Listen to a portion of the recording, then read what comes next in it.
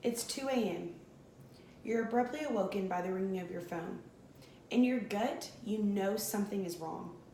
You pick it up only to hear a man on the other end say, "Your loved one has been involved in a horrific accident. Please get to the emergency room right away." You get to the hospital only to find out that they didn't make it.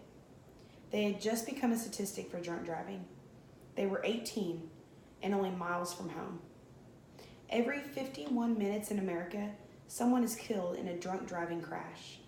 That equates to 27 people every single day. You often think it won't happen to me, but sadly it can happen to anyone. And I often felt that it wasn't going to happen to me until I got that phone call at 2 a.m. and I didn't make it to the hospital in time. There are many things that I believe we can do to encourage driving free of substances.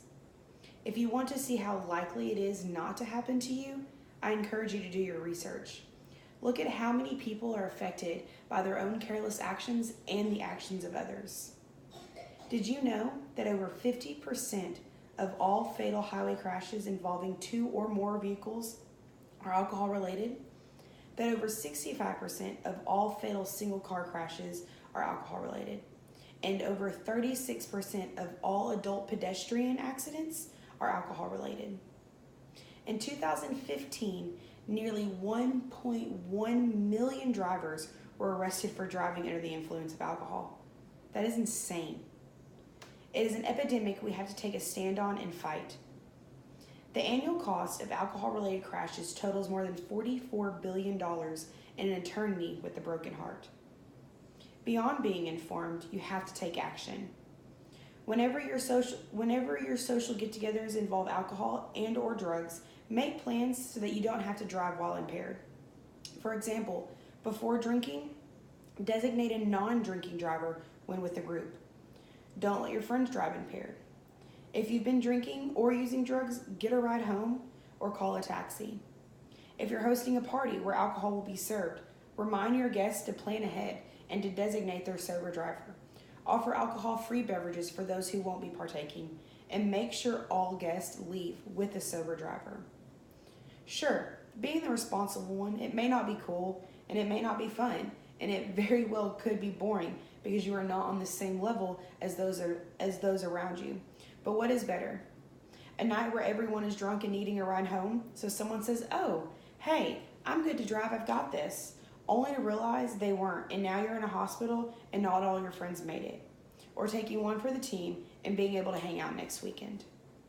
Sadly, we live in a world where partying and having a good time at whatever cost is glorified and encouraged by social media, and due to this, our high schools have graphic reenactment of car crashes caused by driving under the influence, and they use your classmates to help express the seriousness of the issue. It doesn't matter if you're 5 minutes from home, 15 minutes from home. It can happen anywhere, anytime. Did you know the majority of car accidents happen close to home? Typically between 2 and 5 miles between 2 and 5 miles away from the driver's home. Statistics show that 1% of car accidents took place more than 50 miles away from the driver's driveway. These are pretty rough odds that beat, especially when drinking and driving. No one wants to attend the funeral of anyone, let alone someone close to them. Imagine never having to because people made the smart choice and chose not to drink and drive.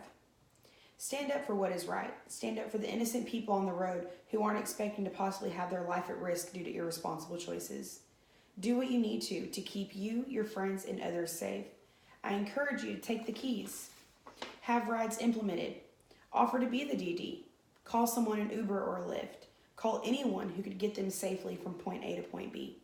And if you have to even encourage them not to drink, if none of the previous efforts can be met, do that. Please think twice before getting behind the wheel after drinking. It could be your last.